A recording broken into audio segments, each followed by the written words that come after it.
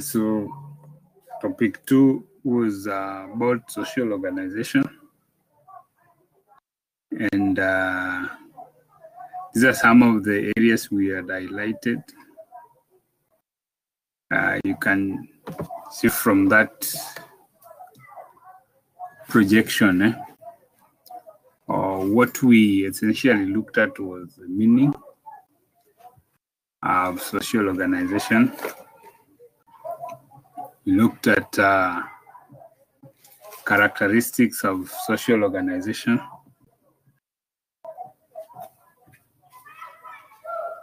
We looked at certain qualities that are associated with it. And we looked at groups, that is groups.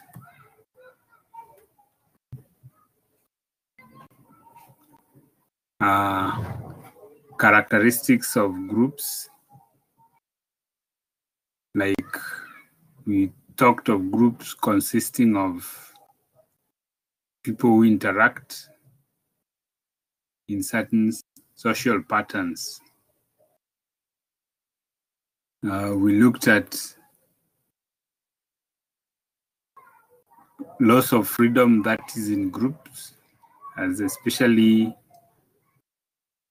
group members, there are certain compromises that they have to make as pertain to freedom. Groups normally have rules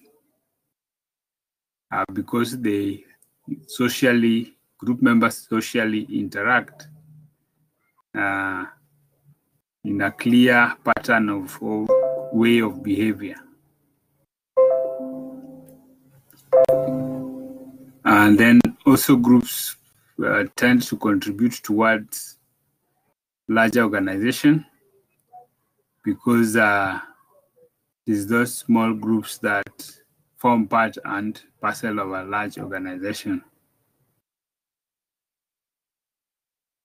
Then we also looked at group defined individuality, reality for the individual. These are common thing that group members share. Common thing that group members share is that there is a common objective, a common aspiration of what group members have. Groups are cohesive entities. They engage in activities that tend to make them run together in a cohesive way.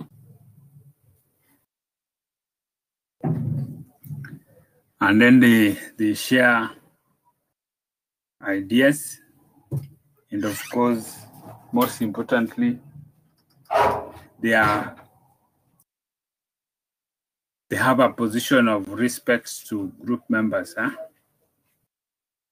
That is especially the respect of others, which is quite important as far as groups are concerned. So in summary, we can say that one characteristic of group members is that there is respect for one another.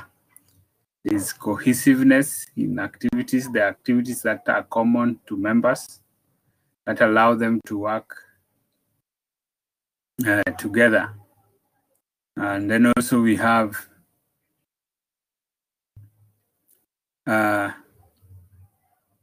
each and every individual has got their individuality, that is their contribution towards the group being recognized.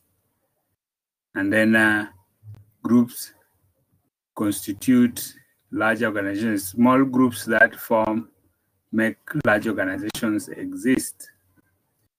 We looked at types of groups, and we said that we have formal and informal groups. Formal are quite organized and have got structures that define engagement. Informal groups may not necessarily have structures, but they have a form of group leadership and influence on members. We have membership and reference groups. Membership, you have groups that are defined membership. Reference group may not necessarily be together, but there's an influence that each member has on the other. We have in-group and out-groups. We have primary and secondary groups. So all these groups are quite important. You need to remember. Then we also looked at, okay, on primary groups, we looked at their characteristics. They tend to involve face-to-face interaction. And examples of primary groups is that they are normally formed around close friendship.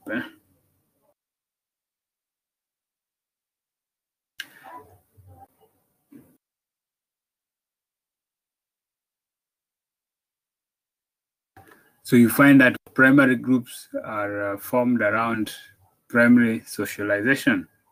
People who tend to be responsible for the other, like in a family situation. We have the characteristics that involve face-to-face interaction. This is primary existence. That is like in a family where members tend to exist through one-on-one or face-to-face interaction.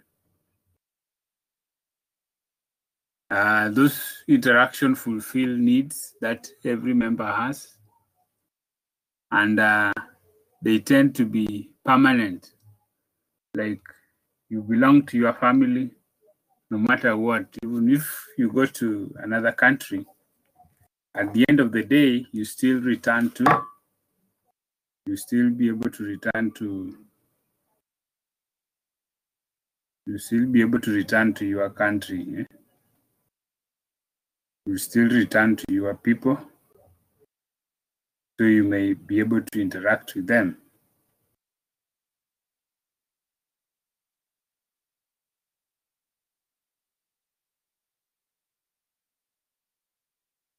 They tend to be intimate. That is this close sense of emotional attachment to primary groups. That is very key. Just like primary group members tend to be emotionally attached to one another. So that is an important aspect that need to be taken into consideration. Secondary groups are quite loose. They tend to be impersonal. They are mostly created for a specific relationship, like a work situation. Example of include maybe a school situation. They tend to be more temporary, but at times they are quite large, whereby groups can consist of so many members. That's something that can be said of secondary groups. One very important group, informal groups. Okay, essentially they tend to be less formal in interaction. So those are important aspects that you need to consider. So in looking at social organization, we had identified those key areas that you need to remember and how they can affect relationships in organizations. We also looked at social stratification. Stratification is a division in society. You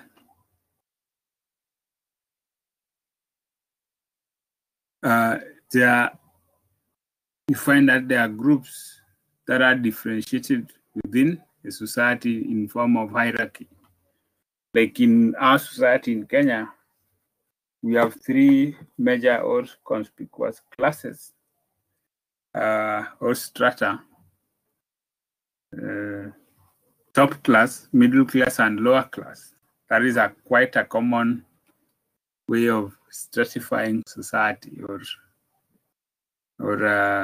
group or social divisions in society. It may exist in that nature.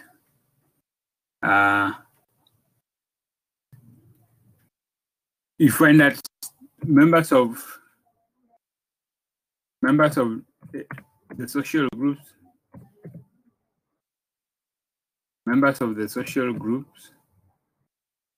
they tend to have characteristics that define them. They tend to have those characteristics that define them, defining those hierarchies. So you'll find that different classes in society. So you may have a society divided into different genders, a strata, female and male. You may find society divided in classes, class status, top class, lower class, middle class. Or you have society divided into based on different characteristics. So you'll be able to maybe show you some types of hierarchies that society may have. So I'm going to show you some images.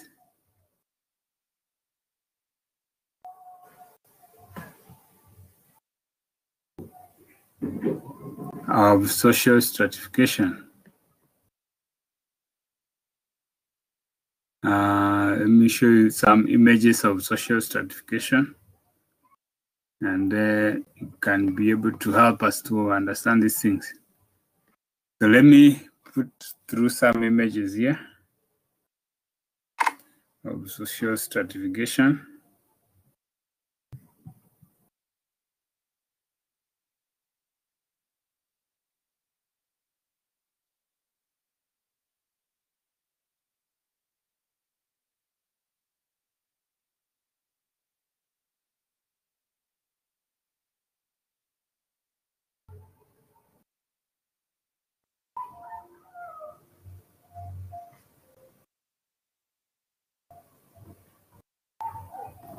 So there are some images here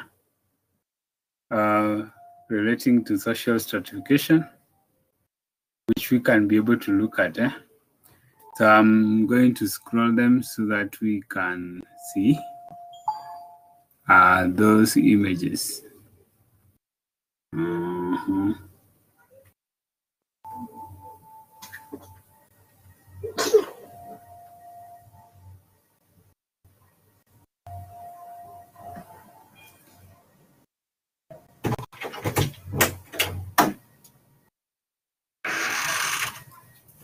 So you can see that these are different classes in society. Different classes in society. You can see the lower class, the middle class, for example, and the upper class. You find that those classes, like in Kenyan society, we do have such classes. You find that there's a way of behavior of the different classes. Like we talk about categorization of group based on wealth, status, and power. That is also a way of classifying society. Even people of different groups, like you find that at the top, they are the elites in society, people who are the who is who, the top dogs.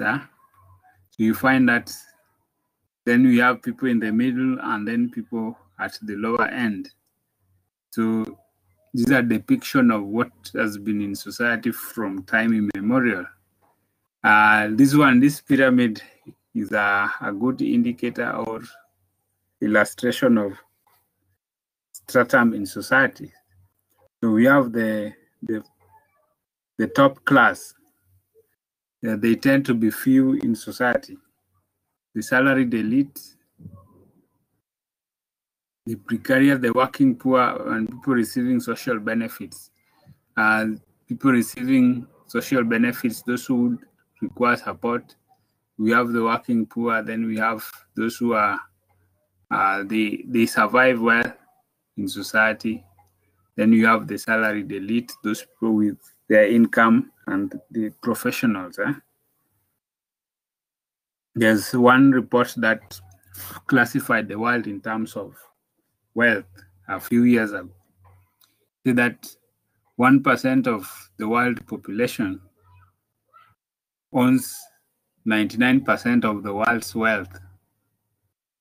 The world population today is over close to 7.5 billion, and only 1% has got all the income. 99% owns 1% of the income. So you can see at the apex, at the top, very few, at the bottom, so many.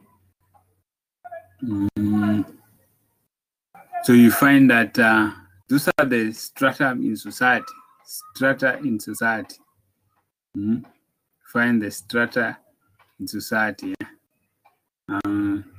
Upper class, upper middle, lower middle, working class, lower class. This, whatever representation one might want, it all shows that the strata, the social strata, is just essentially the inequality in society.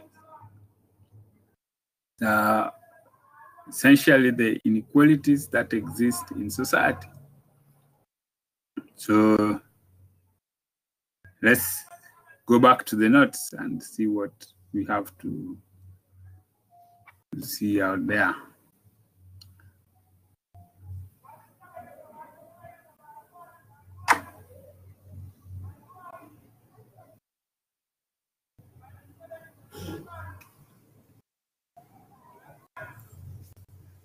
So there are those differentials. We had several definitions, which just is a guide on the differences that you find in society. Many people have been interested in understanding social strata. Now there are various types, like the caste system. You find it in India, the class system in many other societies, the estate, the slavery, all those systems have been used to classify society into various groups. So it tended to be that people of a particular class would not interact with people of a different class. So there was clear boundaries that were placed to ensure that interclass interaction was very minimal. And still it orders itself in society, because you find that where people live, what they do, what kind of life they lead, will just drive them to interact with a certain group of people, and they find that that is their class.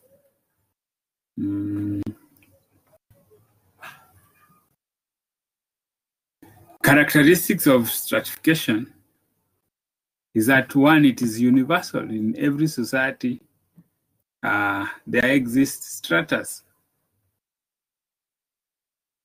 Again, it is a social phenomenon. It happens among people, individuals, and it pertains to social aspects of humanity. For example, age, sex, intelligence, and all that. Education, power, experience, income, and what have you. Then it is it's an ancient thing. It's something that has been there from time immemorial. We cannot say that it is a modern day phenomenon. It's something that has been there for years. Classes in society. The elite started being there from time immemorial. Then it is diverse. It is in diverse form. It can be can be in different societies. It typically plays as in different ways. The social classes in Kenya or strata in Kenya is different from that which is in maybe in Muslim nations or in like India subcontinent, in the European nations, for example. You find that it comes about in diverse forms. Like today we have the educated elite, the professionals, then we have the uneducated, we have people of different stratum in societies. Then also it can be said to be consequential. That is something that one does not choose where they find themselves. They find themselves there. Again,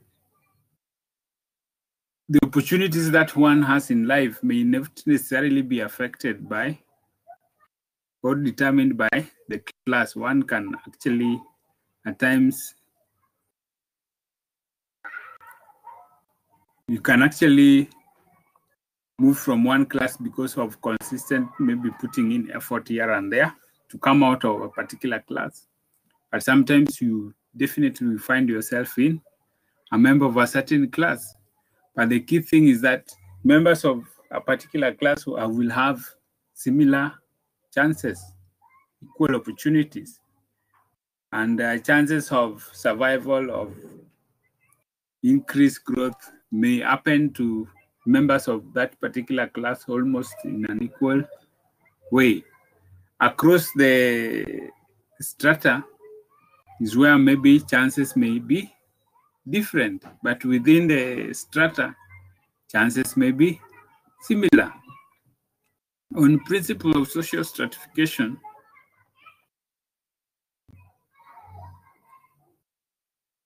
we can say that it's a trait of society, it's a way society reflects itself, a way society carries itself. Secondly, it is carried over generations. It's something that is multi-generational, something that cuts across generations. And then again, it's universal, that is everywhere, but it varies.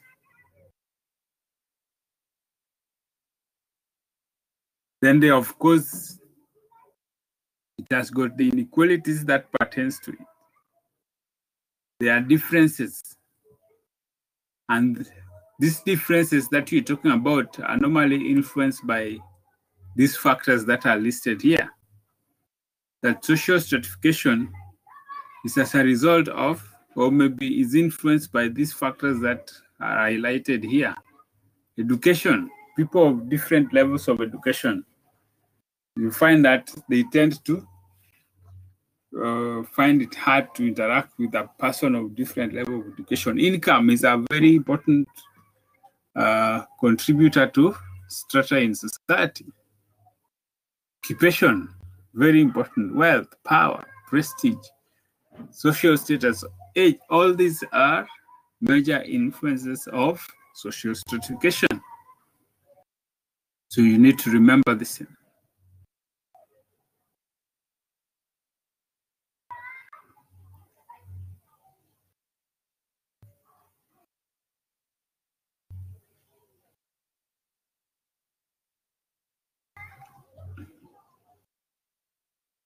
So all those are important aspects that or determinants of social stratification, the change, the differences in society.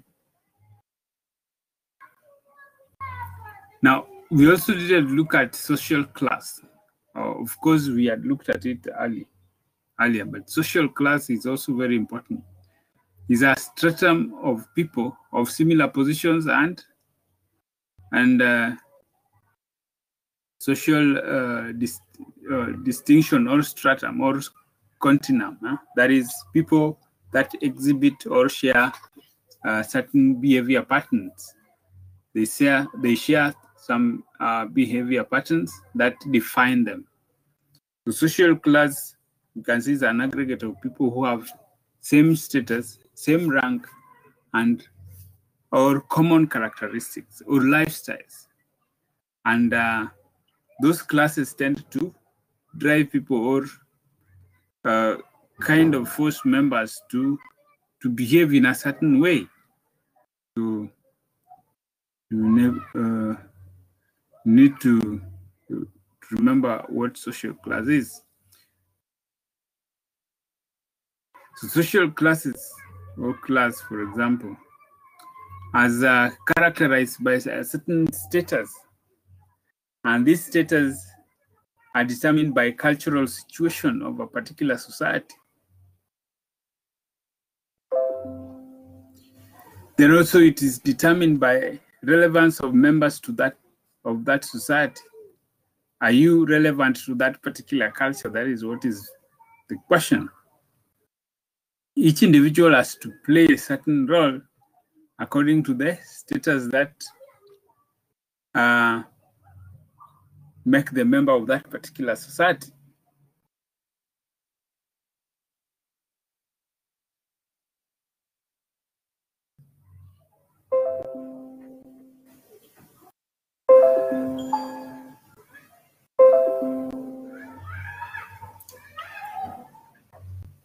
Are we together? There's something known as social inequality. Why do you think there are social inequality? Inequality comes because of the hierarchy of power, sometimes of privileges, sometimes of income, which normally lead to unequal or inequality in society in terms of what people get access to. So inequality or social inequality can be determined or can be measured in terms of inequality of condition and inequality of opportunities, whereby opportunities may be restricted to certain level or certain group, or they may be made available to a certain group. So inequality of condition refers to those conditions that come because of unequal distribution of income. You might have wanted to go to a prestigious school, but because of income, you fail to get there. That is an inequality of condition.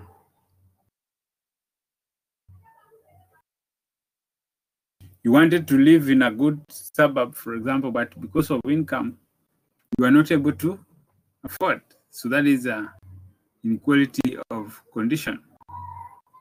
Inequality of opportunities, on the other hand, is where there is an equal distribution of life chances across individuals. That the life chances is not equally distributed. For example, such as level of education, one may have failed to reach a certain potential because they were not able to get a chance to reach a certain level of education. They may not have money to attain certain health status or treatment or to get justice. So you find those two are very important aspects of inequality. Someone gave theories of inequalities and stated that there's conflict theory and functionalist theory. You will be able to look at those theories on your notes, okay? So this is part of social organization. So I need you just to go through what we had discussed in class. In addition to these notes already have been uploaded, and you can be able to access them. Before we go to look at some few question papers, maybe I would ask if, for example, you might have a question. You might have a question. You can be able to look at a few questions here and there before we proceed.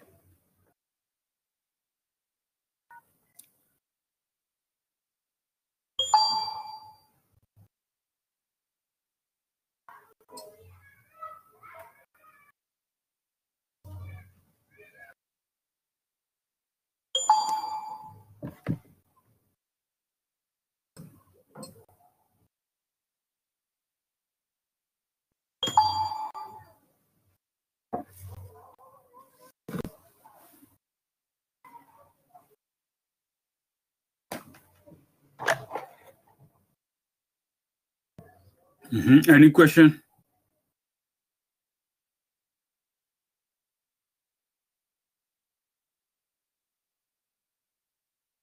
Any question?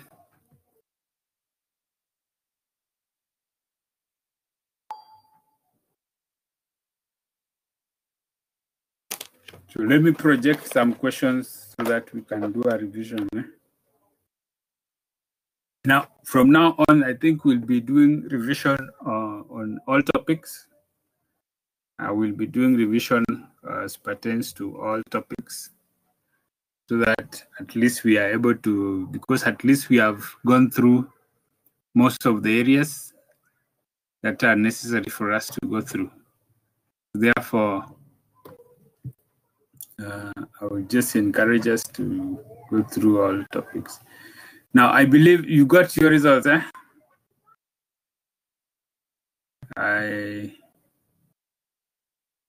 You got your results. Let me check here.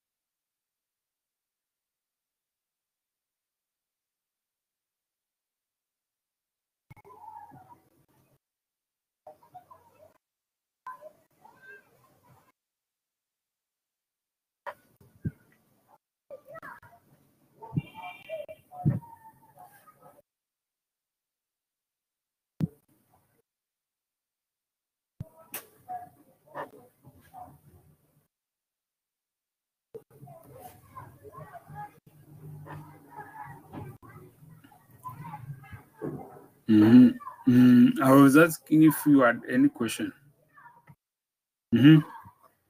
Yes, what does comment mean?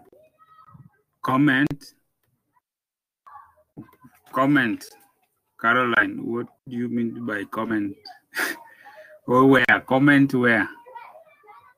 Where is that, Caroline?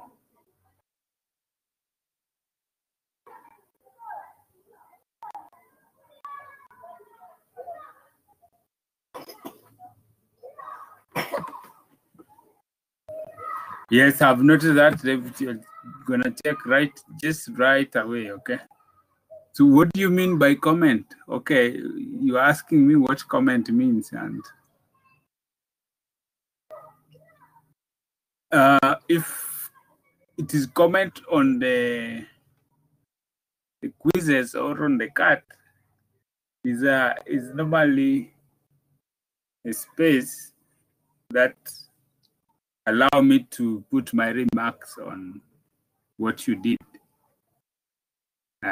For example, if there was a way in which you were to answer the question, and I think maybe you might have did it in a different way, then I can put my comment there. So if I leave it blank, it means that you did the right thing, or I might comment well done. So there's no big problem. Eh?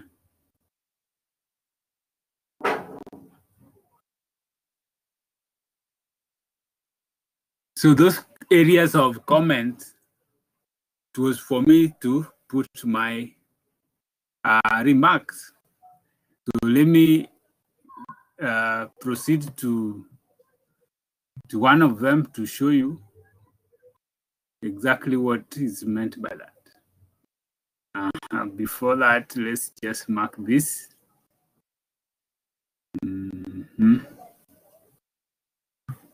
So I'm going to share some of the things you are asking so that you can see what is meant by that.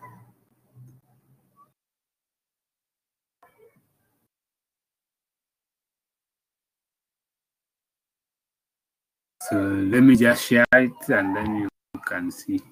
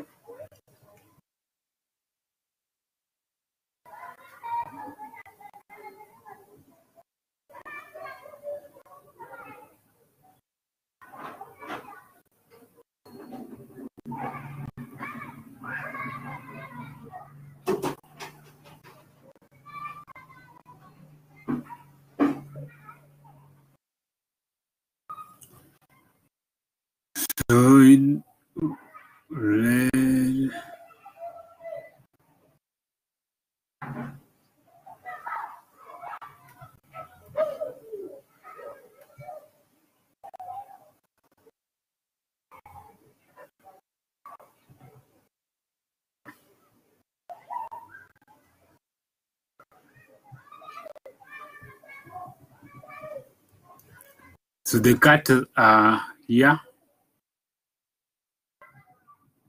The cats are here. And let's do this.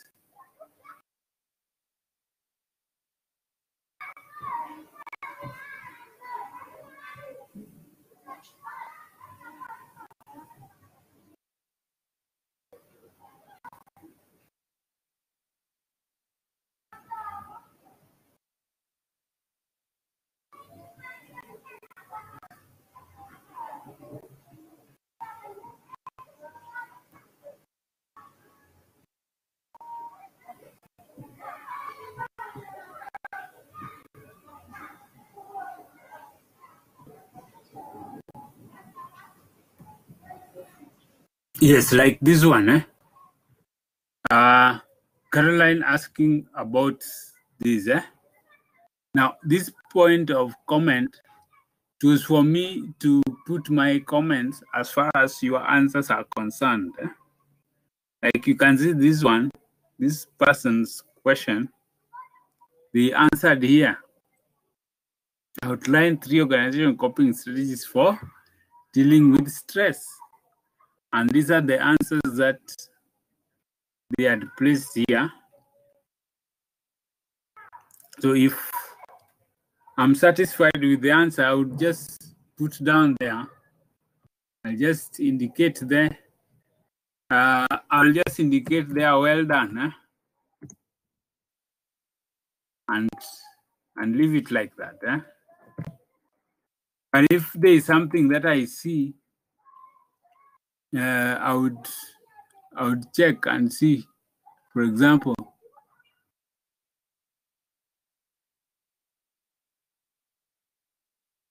you can say that there may be typos. There's a problem with typos, or typing error, or maybe common mistakes. Like there's one here, we can say that this one, what is this? You'll ask, what is that? What is this? So if so all those typos, I will say talk about typos. So when I am awarding my mark, I would overlook them. I would say typos ignored. If, for example, they don't, or I can say typos.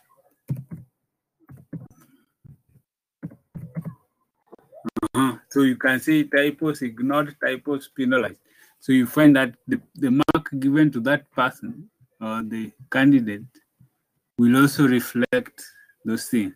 So when I leave it open, it's not that there's an issue. It is for me. The comments are for me, Caroline, and everyone else. So are we together? Comments are meant for me. Like if I see that is something that I need to put there. If we talk about spelling mistakes and what have you, those ones are ignored. But if I say they are penalized, then I'll say I'll for every mistake I'll take away. But this is not an English exam, so that I can be able to do that.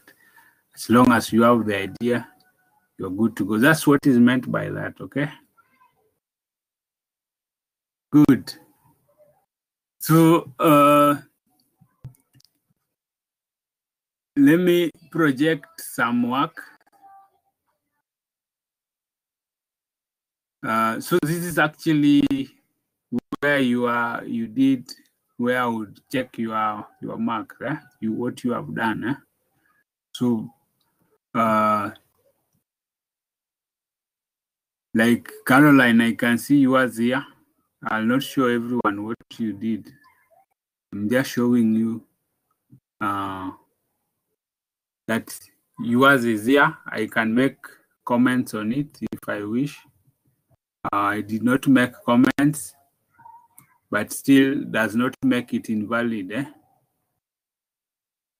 So it's okay. Good.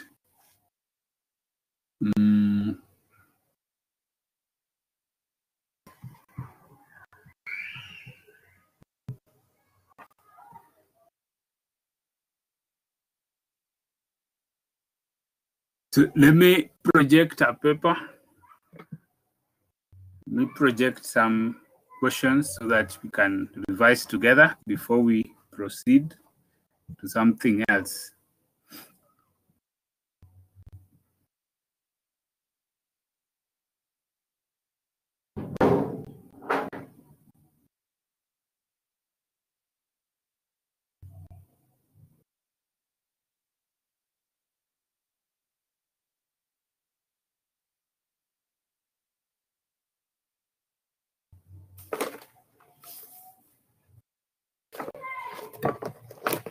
So is there any question that you may have we can share together? Before I give you mine, any question?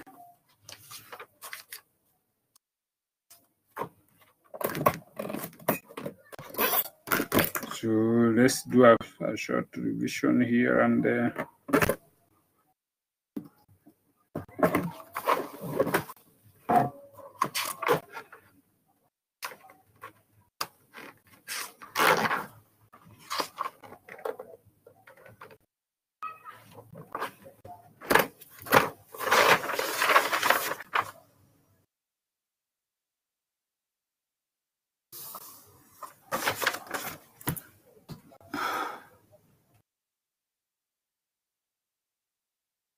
So I see that our revision may not just restrict itself to that topic. We can just do a revision that pertains to everything that we have done.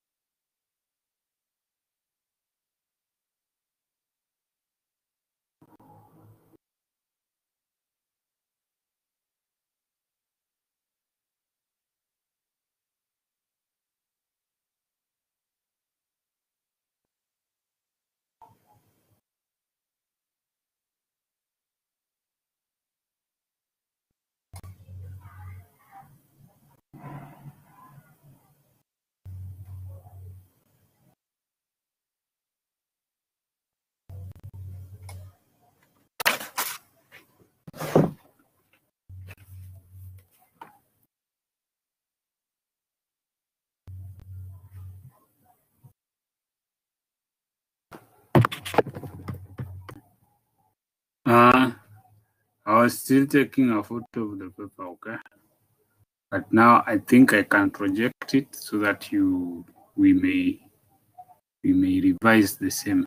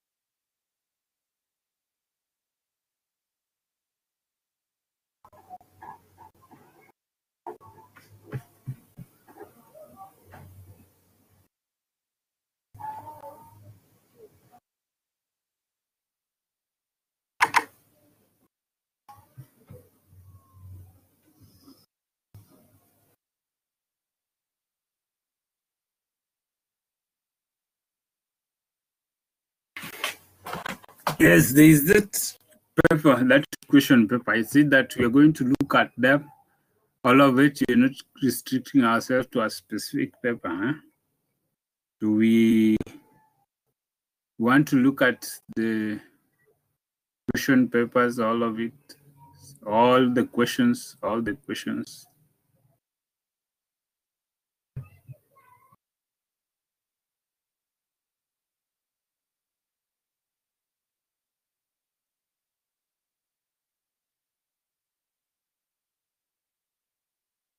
I hope it is quite visible. And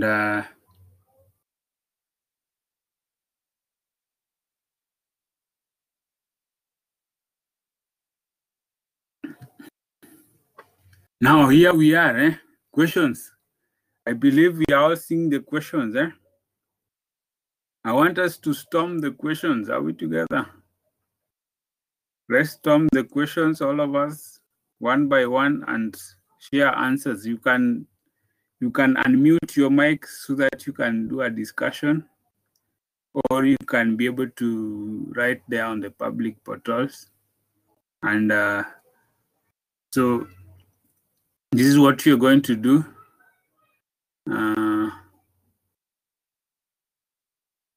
Caroline and Monica work on question number 1. Muaro and Jensera work on question number 2.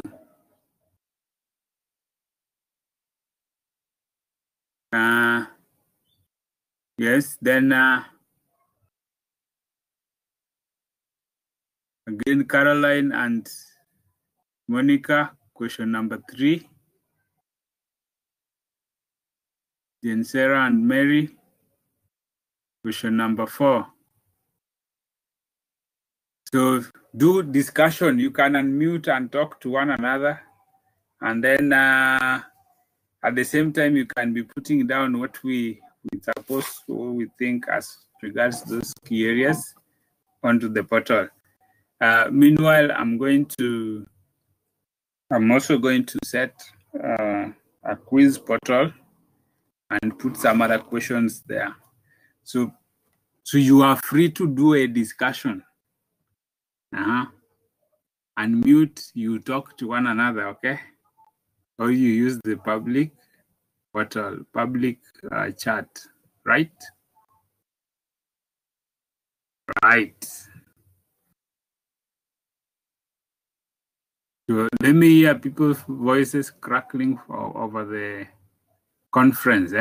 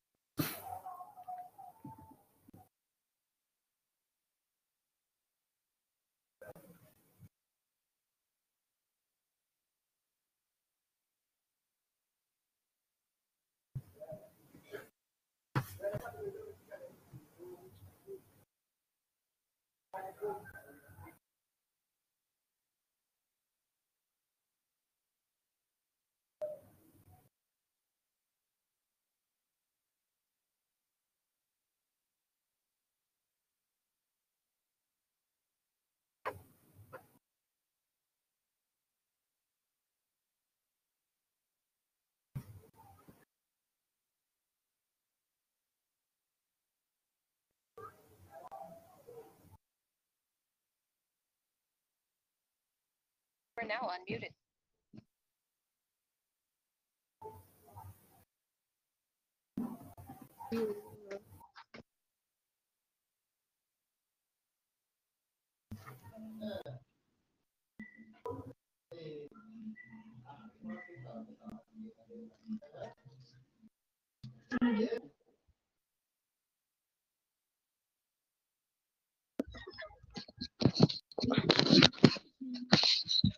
Habari zenu?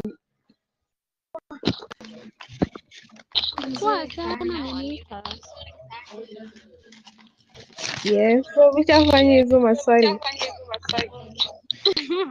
Ndio hiyo question 1 tumewaachia. Hebu Monica, hebu achambulie mbio mbio tumalize namba 2 aingie. Sa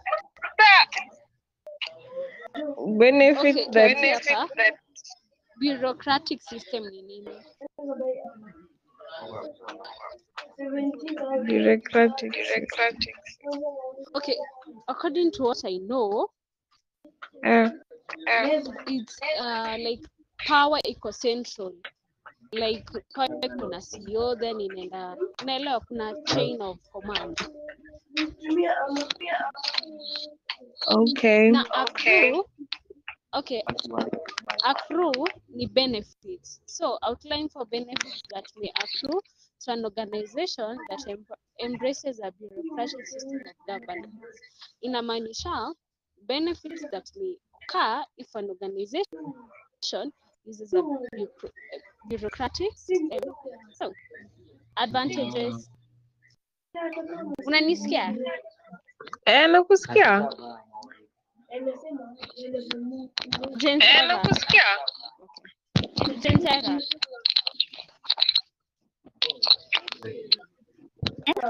Jane.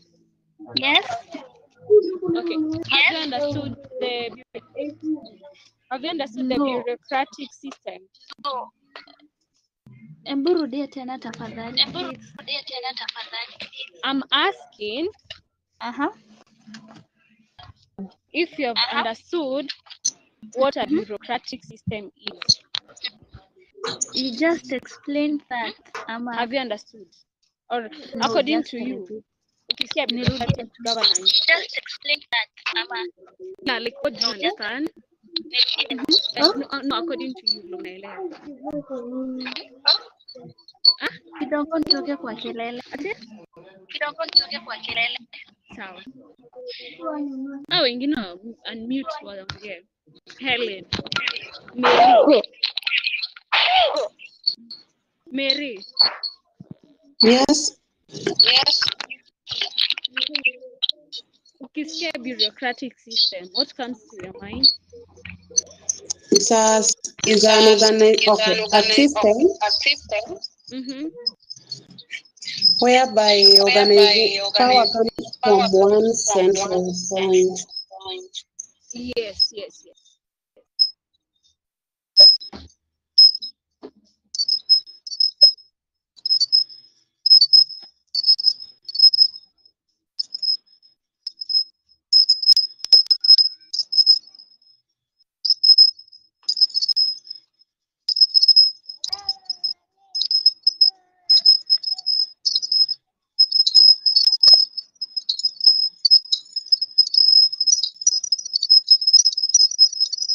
Okay, so when we talk about a bureaucratic system, it's just, let's say, government administration, like where like the way Mary said, where a centralized point you're in charge of everything. So knowing that, what do you think there's advantage? Excuse me.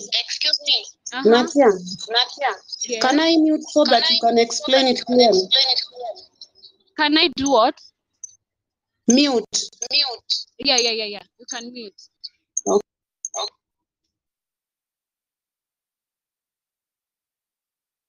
So as I was saying, bureaucratic system is where government administration managed by department staff with elected officials. Like there's a centralized power. Power comes from one point, maybe from the CEO office. That's where there's a power. Then it's distributed equally. Like the CEO, they'll choose somebody, but there's a centralized where, let's say, decisions are made and everything. Considering that, the advantages will be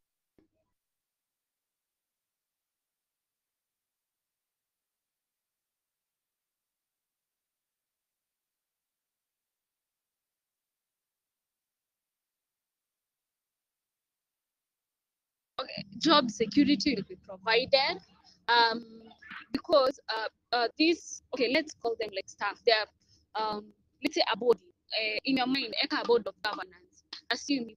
So these people are in charge of budgeting the company or an organization, in charge of sourcing for, so they are the ones who give job securities. Secondly, it discourages favorism, because power isn't like from one person, it's a group of people who have equal power, but then another advantage is it encourages specialization. It creates predictability. It discourages favorism. Okay, everyone add their point or ask any question.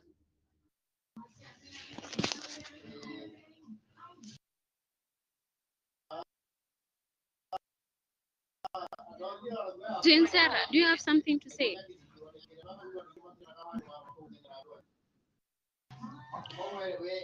No. Pardon?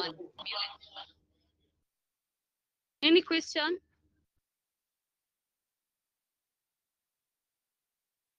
Okay.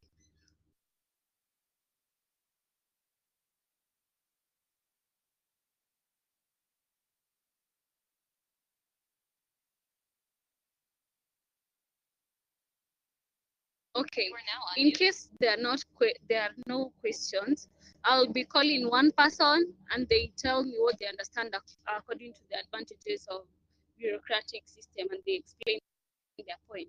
We'll start with Mary. Mary, unmute your mic. I answer about what? The one benefit that you have understood. Okay, one benefit that I've understood, it discourages favorism, whereby because the power is not only owned by one person, so it won't be easy for a person to favor somebody. So it won't be easy for a person to favor somebody. You are now muted. You are now unmuted. Okay, that's true. Another person I'll call. Well, maybe Helen, you can type through the public chat one advantage that you have understood, and Jane Sarah.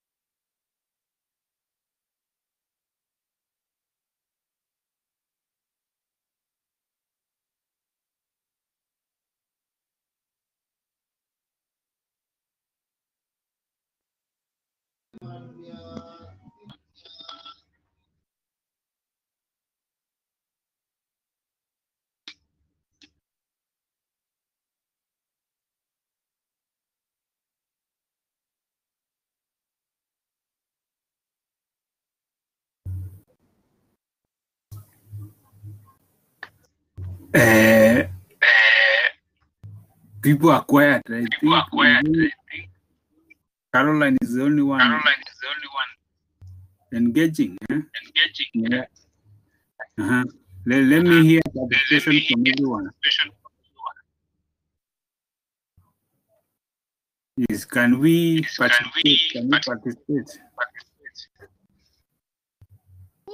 Kuna kinanuka vibaya.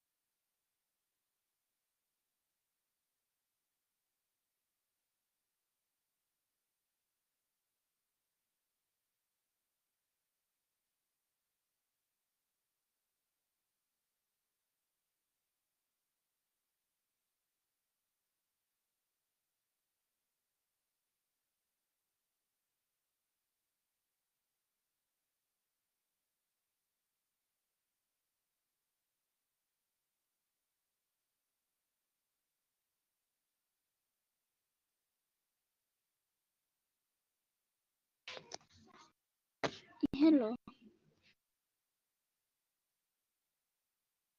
Yes, yes.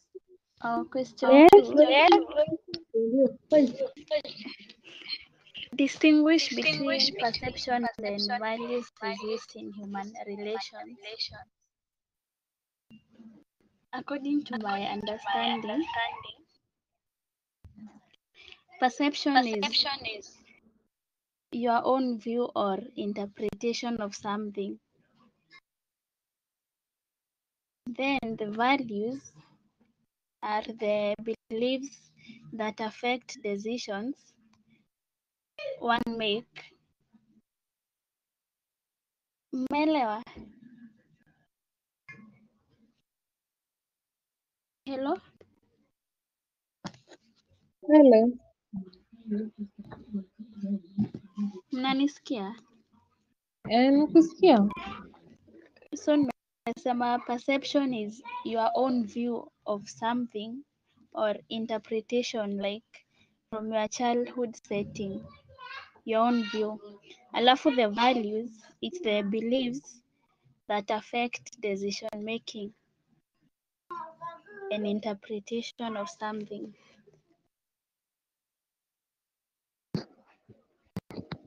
Yeah. Thank you.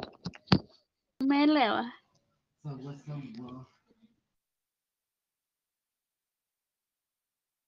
Any question?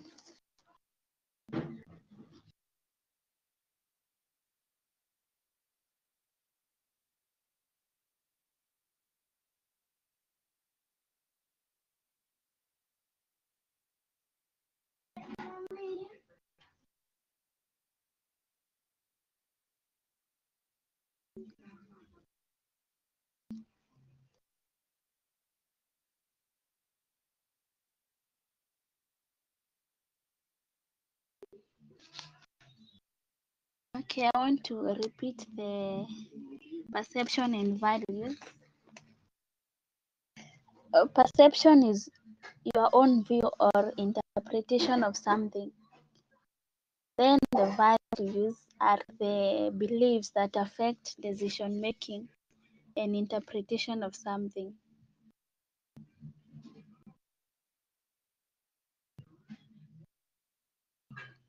Any question?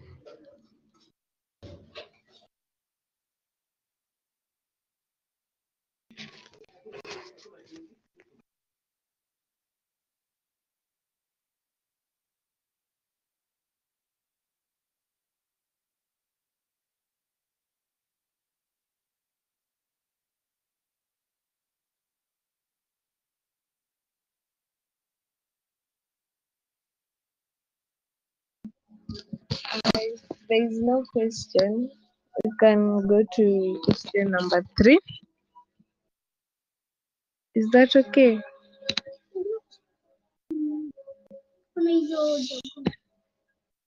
Hi guys, is that okay? Yes, Monica. Hi, you can. Okay, question number 3 states state 4 work related factors that may lead to stress in an employee. So there are many factors, so I'm going to state many of them. I hope you have your pens ready. So one of them is long hours. When an employee works for long hours, anapataga head damage. Like he's not able to think clearly since he's not been given a chance to rest the brain after work. So it can cause stress to the employee. Then another one is heavy workload. Employees who are given heavy workload are unable to perform their tasks like to their full potential because it may, what can I say, like the heavy workload may interfere with how they carry out their work.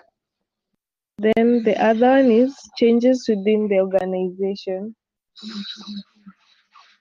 When people when there's changes each and every time, the employee tends to get stressed because he might not be able to understand what he or she is going to do next. Then tight deadline that are supposed to be met. Employees cannot work in environments where they are, what can we say, they're forced to complete a particular task at a given time. Labda itakuwa to its perfect form ukipeana tight deadline, so it may cause stress. Then what can we say, boring work. if an employee has boring work, like he has no psych, in his work area, so like naweza leta stress though hiyo nice kuelewa vizuri, but yeah, and also you can talk. Monica, before Yes, you continue, is boring work a frustration or a stress?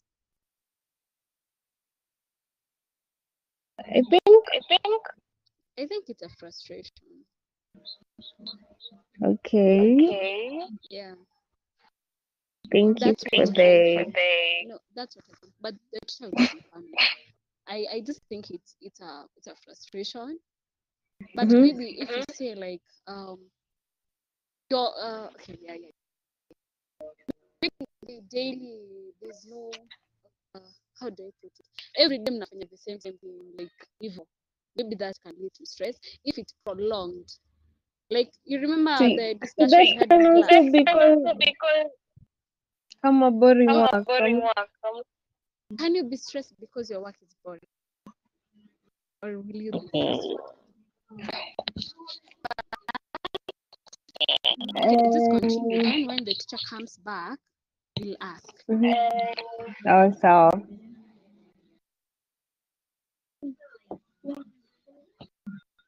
so I just had to. There was changes to duties and job insecurity. Yeah, those are my points. I hope you've had them all.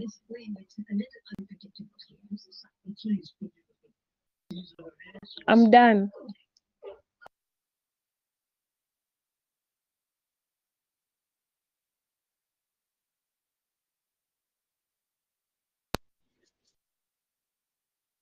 Okay, I'm going to discuss about question number 4.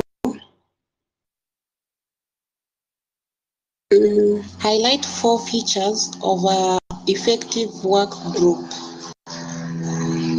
Okay, as per me, what I understand about this question, it's asking the advantage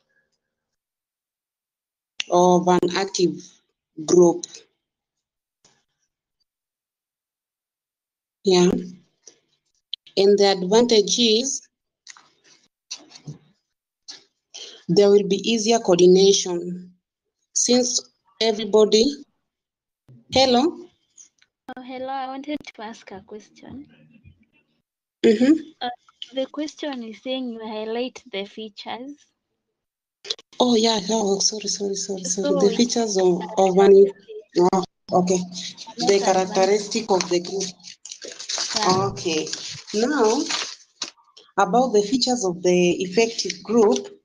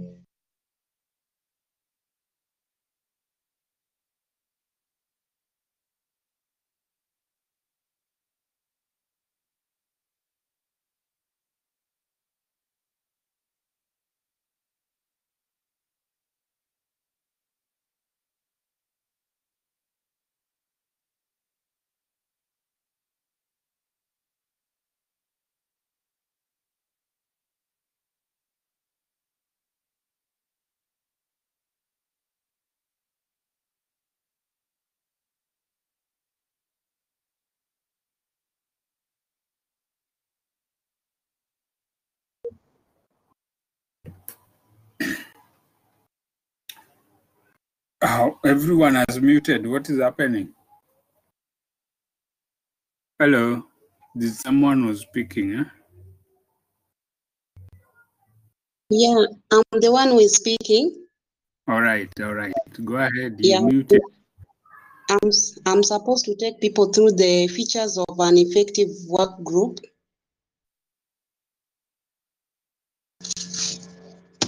Yeah, and one is they both have the common something to achieve. That, let's say, for example, they have an objective or a goal, both of them.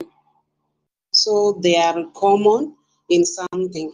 They have something in common, and they define the reality for the individual. And then they have an idea of their own position in the group. Yeah, those are the only points that I have as for now. Maybe somebody can add. And for the one I've said that you are not understanding, you can ask too.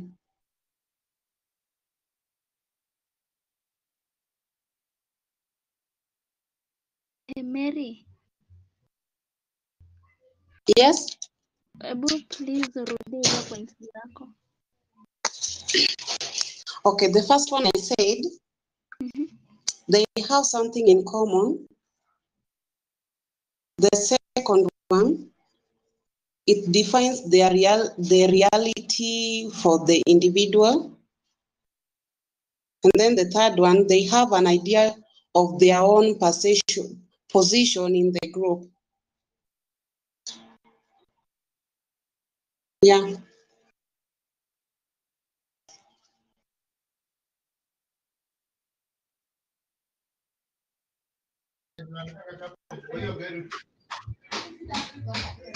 Can one also say focus on behavioral rather than personality changes? Yes, you can also say that they focus on development and accomplishment of common goals.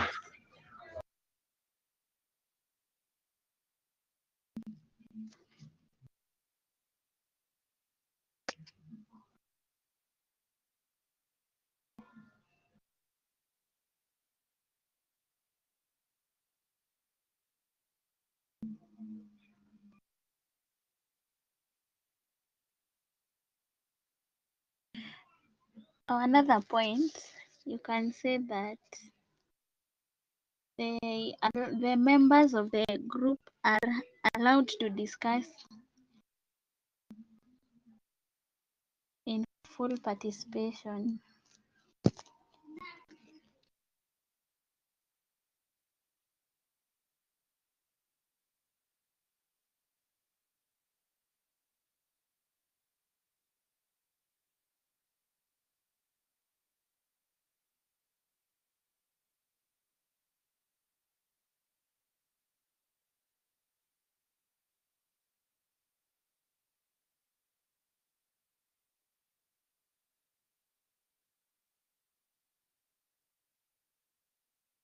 Are we in agreement with their contribution?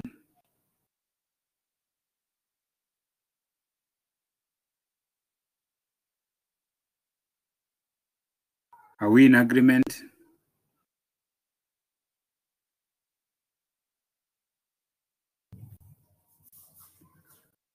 Good. So work group, first and foremost, they should know what they're supposed to do. That is being professional. That is, in addition to what you have just added, is essentially the characteristics that make a team, characteristics that make a team effective.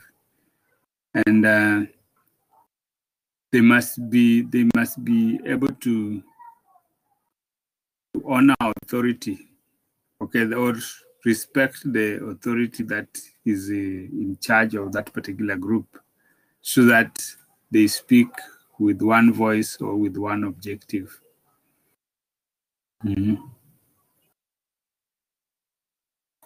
Then if there are differences that might impede full participation, then members should be allowed to discuss any issue that can create disharmony. They can be discussed so that everyone is effective or satisfied with that matter.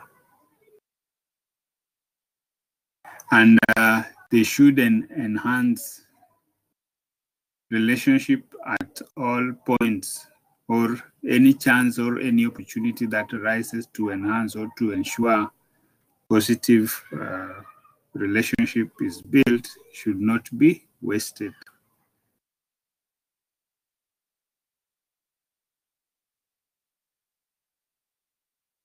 Are you together?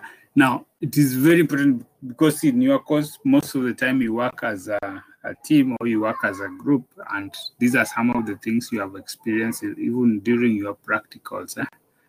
I believe the assignments that might have been grouped together to perform, and therefore a group should have defined roles for its members so that each and every person understand what part they play in that particular work group. Are we together?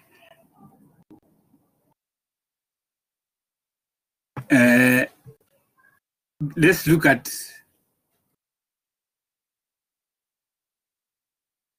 what do you mean by boring work? Yes, boring work can be frustrating. At the same time, it can, in fact, when you talk of boring work, you need to be able to explain what it means. Is it monotonous work? Is it work that may never have conclusive end? It is important to define what a boring work is before you determine whether it leads to frustration or it leads to stress. So in most cases, you find that work may be boring because it's monotonous. You do the same thing day in, day out. Okay, you may be achieving results, but the monotony of the work sometimes become something that you might find not attractive. Frustration comes when you are not able to even achieve your objective effectively. So you end up not getting the resources you need to perform the work. Stressful work or leading to stress may be working overtime, working overly, giving almost the entirety of yourself, and still you are not able to get result. Maybe too much work, something like that. So it is important to define what kind of a boring work is. But both it can contribute to both situations. Are we together?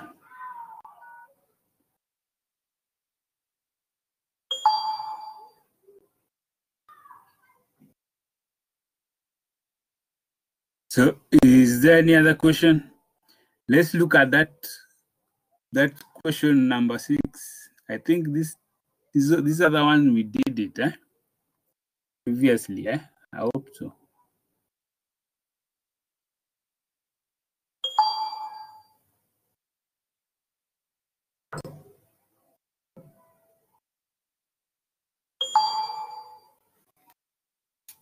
Question number 6.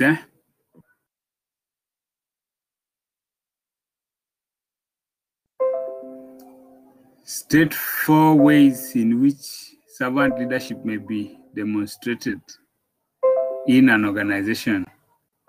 How do we demonstrate servant leadership?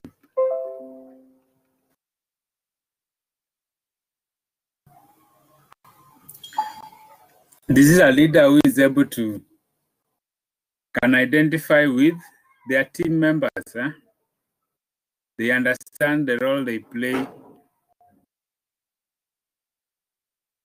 They are well aware of the challenges they face. And in many cases, they are ready and willing to understand.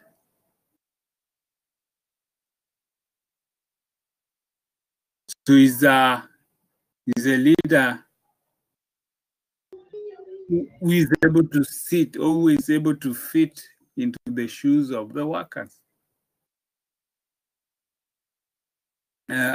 A leader who who embraces every work activity as theirs. They don't do it because they are paid or because they have that position, but they are passionate about the work. So you also talk about someone who is passionate about the work. And somebody who is, though he might be working for an organization, he considers that work as their own. The achievement of the objective of the work give them fulfillment as if it was their own personal destiny or something that is of personal benefit to them. So they are so much involved in it, so much committed and dedicated to that particular work. So there's a lot of commitment, a lot of dedication to that particular work. They are not people who come in and get the reports and then move away, not minding what are the conditions of the work.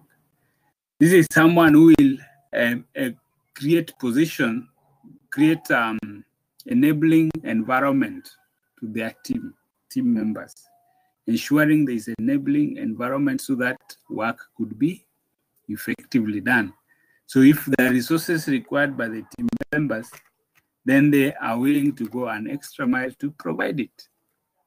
They're willing to go an extra mile to deal with any issue that the team members might face. Are we together? Question number 7. Outline 4 factors that may hinder effective delegation of duties in an organization. 4 factors that may hinder effective delegation of duties. We did delegation, especially in the other units, but it also applies because it's a part of human behavior. Now, one reason why sometimes delegation fails to succeed is the fact that the managers themselves are not willing to delegate. They might feel that if they give opportunity to the servants or to the subordinate, then they might be outshone, and that might actually compromise their positions in the organization. So that is one, unwillingness by the managers to delegate. Another thing is unwillingness of the subordinate to take delegated work. Sometimes you wish to give work to your team members, but no one is willing to take the work. So you find that they ignore it. So that's another major hindrance. Another hindrance is lack of requisite qualification. You want to delegate work, but your team members are not adequately qualified to take the delegated responsibilities. So you find it's a challenge. It's a challenge to delegate.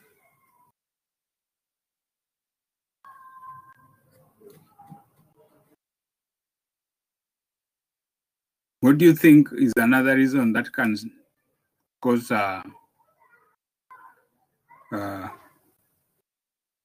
problem with delegation? Inappropriate reward system, for example. Somebody. Okay, Yes, Mary. Let's hear you. What you want to add? Okay, can you say lack of trust? Trust from who? From the employee or from the manager? From the manager to the employees.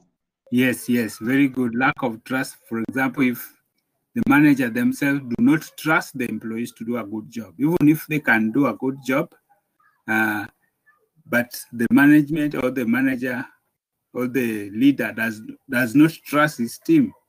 That is a good point. So add that to those 3 that we had mentioned. Yes, that's a very good one, Mary. Another one, somebody with another one. Catherine, I can see you are ready to share.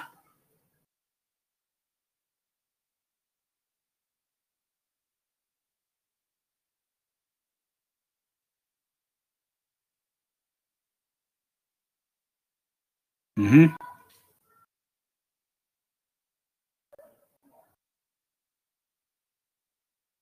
Yes, so this point plus many others that we might think of can sometimes frustrate like I was saying, that inappropriate reward system whereby somebody gets delegated work, but they are not appropriately recognized for what they have done.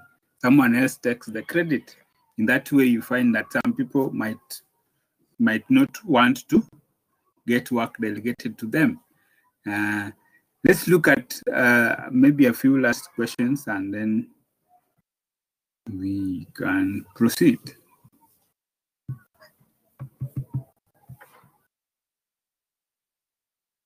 Question number 8. What are the indicators of a frustrated workforce?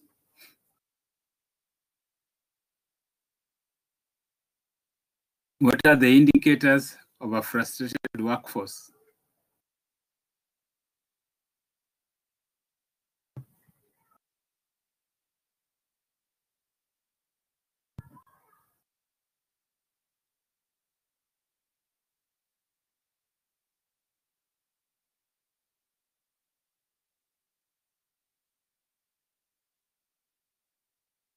Someone who absents themselves constantly.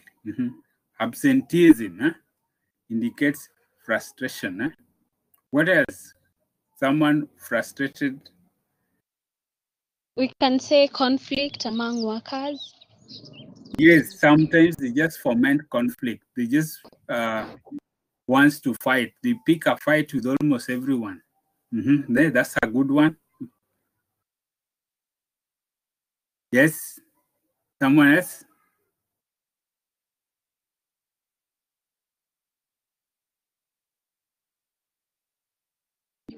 Can we also say poor work done, like the job is ineffective, they're doing a shoddy work?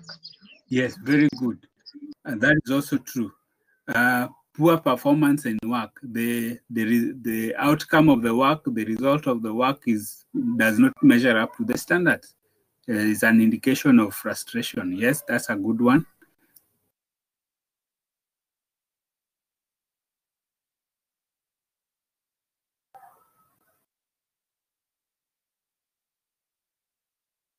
Yes, someone else?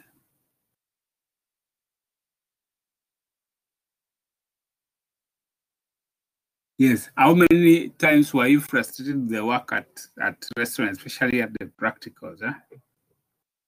And what could have been the cause of frustration? Or what could have not caused? What could be would have been the indicator? Sometimes accidents. You find that a worker who is frustrated can easily cause accidents or can do a mistake that leads to maybe accidents taking place, for example, a fall, injury, and such like. So this might be an indicator of frustration. Question number 9. Women at workplace are increasingly taking management positions in organizations. What are some 4 challenges that women face in management? What should women face as challenges? Yes. What do you face normally, ladies? Especially if you are in a leadership position.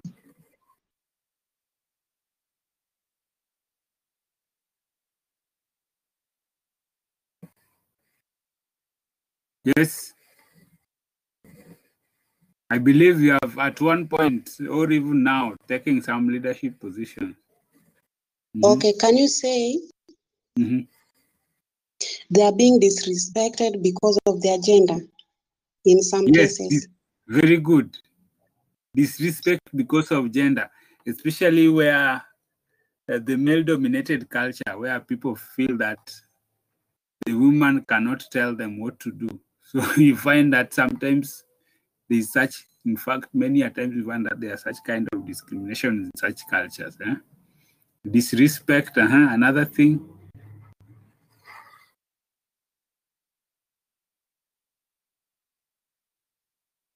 There is what is called sexual harassment. You find that inappropriate inappropriate comments, maybe even sometimes bordering into touching the ladies inappropriately. So you find that such kind of harassments tend to be common. And then maybe misunderstanding that sometimes, you hear comments that they only got that position because they are a lady, such kind of comments. They tend to be some of the challenges that they face. What else? There is a glass ceiling that ladies are not supposed to pass a certain level in the hierarchy in organization, whereby if they get to that position, then there's some questions being asked, like how did they manage, how did they manage to get to the top of the organization? That's a big question. So you find that, like if you see management positions in many countries, you find that majority of them are male dominated or men who are leading.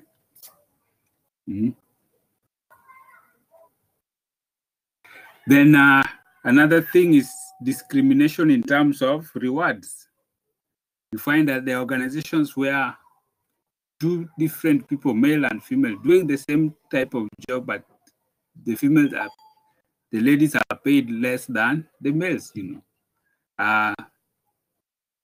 such kind of discrimination normally takes happen to the ladies, especially in organizations. Let's look at this one before we check out.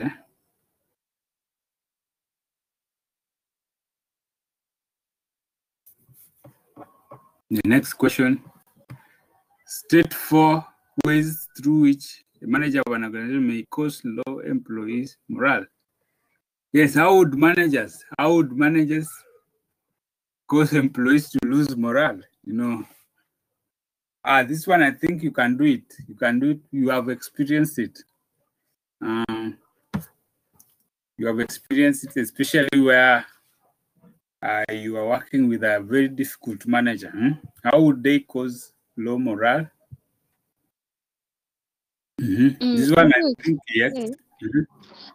They fail to give credit to employees where they deserve, like maybe appreciate a well-done job. Yes, you don't appreciate your team members, you can frustrate them, you can cause them out. After all, why should I work hard? Hakuna appreciation, hakuna positive comments. Yes, that's a good one. Another?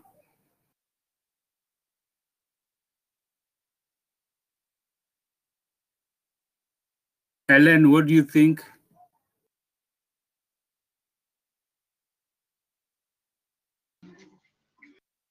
You can also say lack of effective communication. Yes, improper communication or poor channels of communication or ineffective communication. That frustrates people, demoralizes people. Like the manager comes and says that I communicated this and that. Maybe it was communicated very late in the evening. Somebody sends an email at midnight and expect you to act on it. That's too much frustrating. And then he claims that I've already communicated and the email was sent at midnight. How do you act on it? You never even checked mail. That's a good one. Contribution. Yes, another point. How the manager. Can you say? Yes. Long hour of working. Yes, too much work. You give long. You insist that people remain at work almost to take as long as possible at work. Sometimes people need rest. They have already done their hour and then you still want them to remain behind to complete this, complete that. Too much work. That's frustrating and demoralizes employees. Yes? Can we also say favorism? Like the manager favors some people. Yes, inequitable treatment. Well, you favor some people, using discriminating tactics in dealing with employees. There are those who are called sacred cows. They are untouchables. They know the who is who in the organization. So that is demoralizing, frustrating, very good. We can also say that pay that is not measurable with what one contributes. You are paid low amount of compensation, but you do a donkey work, you do a lot of work that is not measurable with the pay that one receives. That also demoralizes. Work that is not measurable with what one does. So that can be demoralizing. Another source of, or maybe cause of employee low morale is when the manager does not respect the person of the employee, like castigating them in public or calling them names when their colleagues are there. Like there are those people who shout at their employees and humiliate them and want to make a public example of them. That is it may demoralize the subject, the person who has experienced the issue, but other employees take a note of that and they feel frustrated. They feel they cannot express themselves. They can't go forward because they don't want to be in the same position that their colleague has suffered. So that can cause low morale. Very good. State 4 measures that an employee of organization may take to minimize work-related stress. I think this one, did we look at it? State 4 measures that employee of an organization may take to minimize work-related stress. This is measures of employee, not of an organization. Measures that an employee can take. What do you think? Let's look at it. I think this should be the last one for today.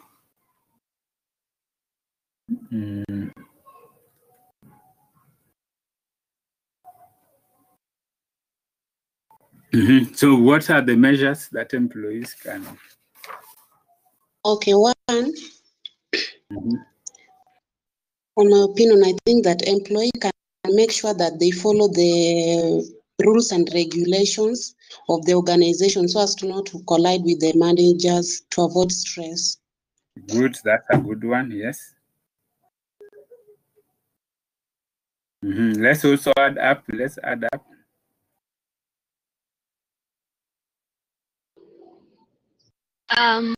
We can also say the employee can take breaks at the given time to avoid having long stress of work. Like they take a break and everything so that not to get stressed out. Yes, that is also very good. Yeah, you can balance your work. You can plan yourself so that you may have breaks in between work so that you are not just glued on one thing throughout. That's a good one.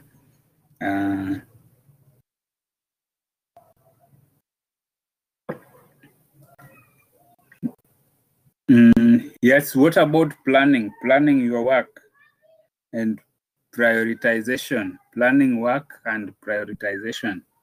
Like you plan in advance what you're going to do in a particular time, and then you prioritize work that are needed immediately, the work that can take sometimes, work that are long term, so that you get to complete your responsibility in line with the demands of your management. So that can also reduce prioritization, can reduce stress in organization. Any additional point? Any additional points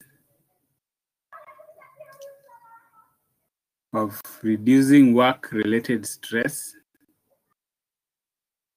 Yes, Monica, I've seen the point you had placed there. That is related to the previous question, okay? I've seen it. I've seen also Caroline's point.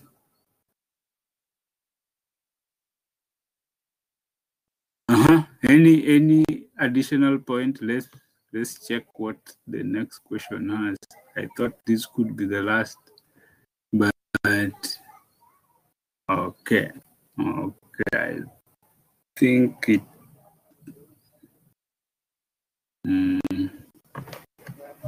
is down here.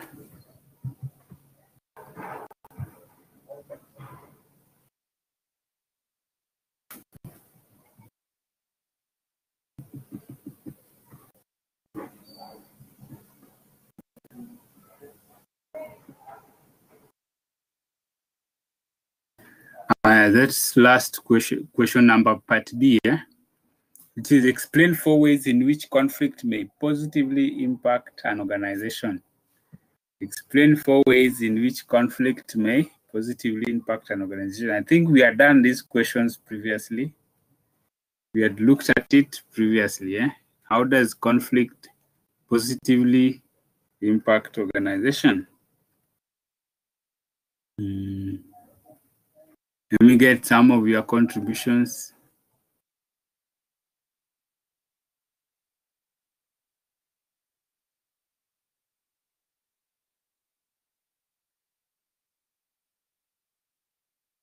How does conflict positively impact an organization?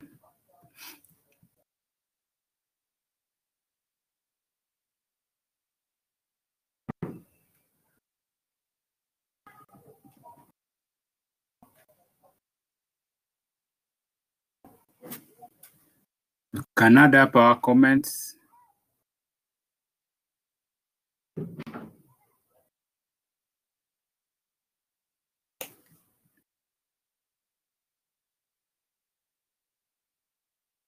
Yes.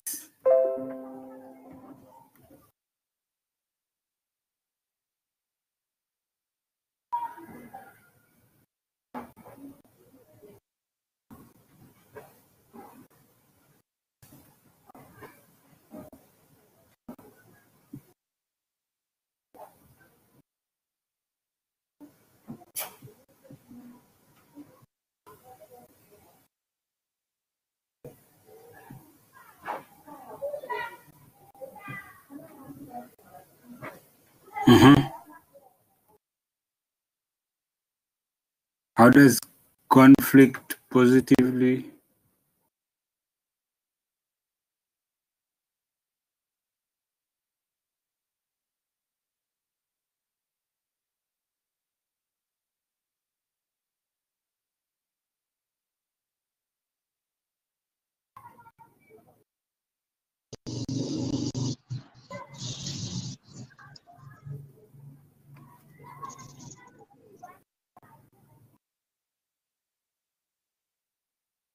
Yes.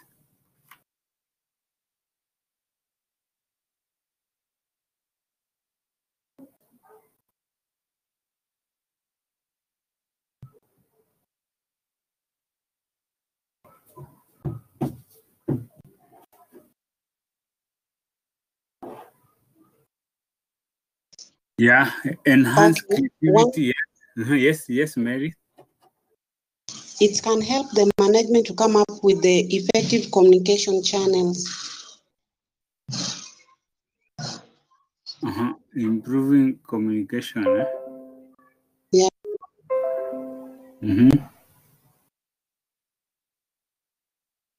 So that is a conflict, by way of dealing with conflict, then there could be a realization on how to handle it. Yeah, that can be okay. You can see Jen Sarah also saying enhancing creativity. Yeah, when there is confrontation, there are issues. At times, it calls for people to be a little bit better at handling situations. Yes, that's good. We also hear of improved work decision making. That is also true. in dealing with conflicts or issues that are a challenge, can enhance management ability to make decisions, especially over tough situations. Yeah. The last question there is saying, explain 4 reasons that make it necessary to use a group when solving a problem in an organization. Explain 4 reasons that make it necessary to use a group when solving a problem in organization. Why is group decisions important? Why is group involvement important, especially when dealing with an issue?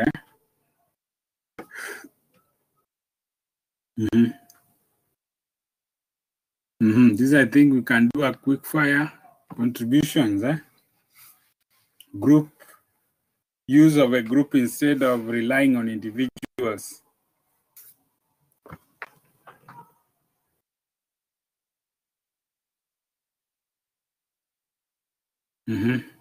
Why would groups be useful?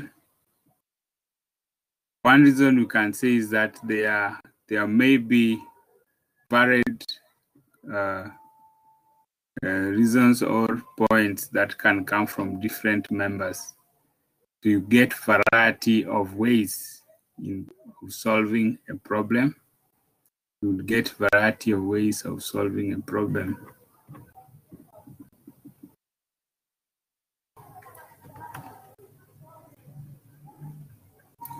And then group decision also tends to give a compromised point or to reach a compromised decision. In that way, it is much more acceptable. It's much more acceptable to the entire group because they reach a consensus. So we say you can get a consensus from a group. You can get variety of ways of handling a problem. And then, of course, is that element of inclusivity. Is the element of inclusivity whereby group members, the contributions from members, the viewpoint of each and every member is taken into consideration.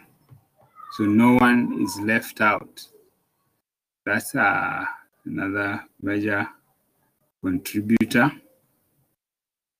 to why group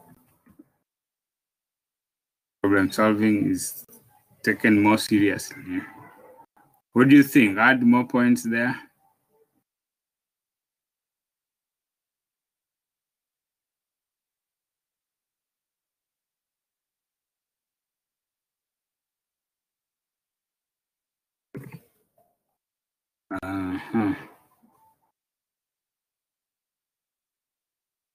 Yes, any more points?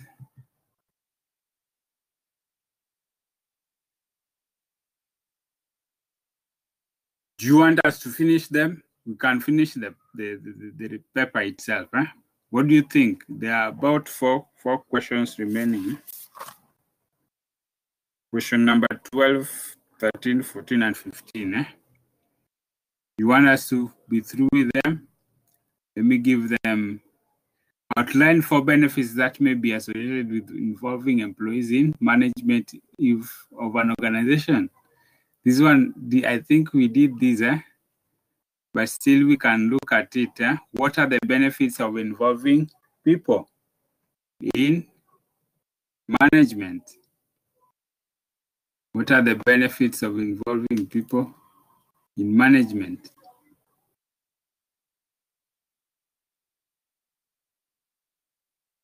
Yeah,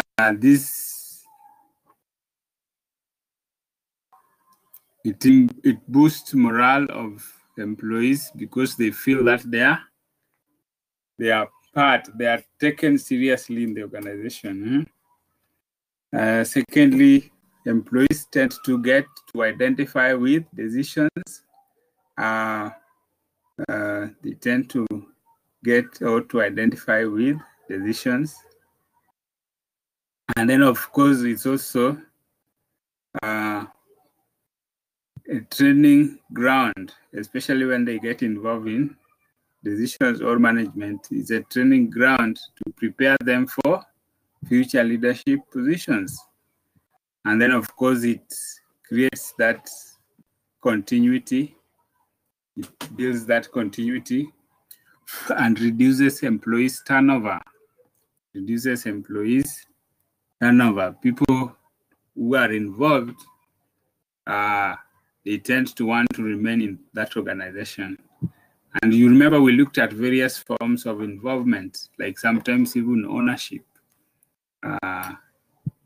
We also looked at levels of involvement, administrative and such like participative, supportive. So all those give employees reason to want to be in the organization. Explain 4 measures that management of a company may take to prevent intergroup conflicts. How do you reduce intergroup conflict? You can talk about equitable resource allocation. Talk about creating mechanism to handle issues that might affect the organization. So the remaining questions, I'll be able to put them on the quiz portal so that you can answer them at your free time, or when you get online. I can see people are leaving because we have remained here for some time. So I'm going to put a quiz there with the remaining questions so that you can be able to undertake to do them, all right?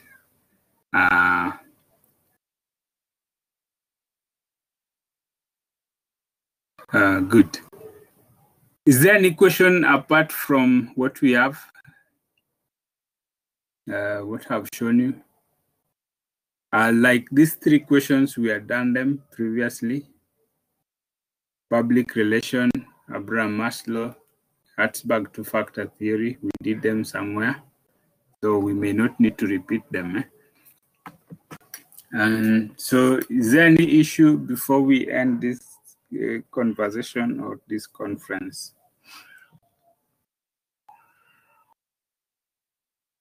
Any question? So those of you who had not completed or submitted their quizzes or assignment, I'm marking them, I'm checking them. So you'll be able to find them graded. You'll find them graded, all right?